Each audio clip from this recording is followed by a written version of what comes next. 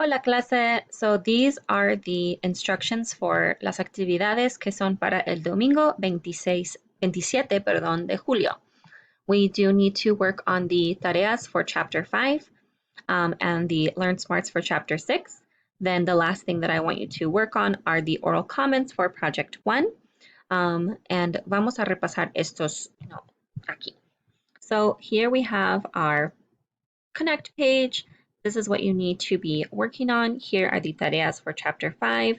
Then aquí Learn Smarts for chapter 6. You can also go here to the recorded lectures page where you can review the recordings that I have posted for each of the different grammar perspectives.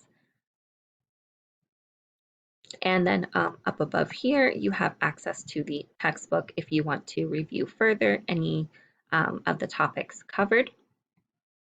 What you'll be doing for the oral comments for project 1, you will head to our VoiceThread page.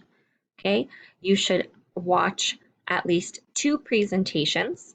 The oral responses should include 2 things you learned from your classmates' presentations.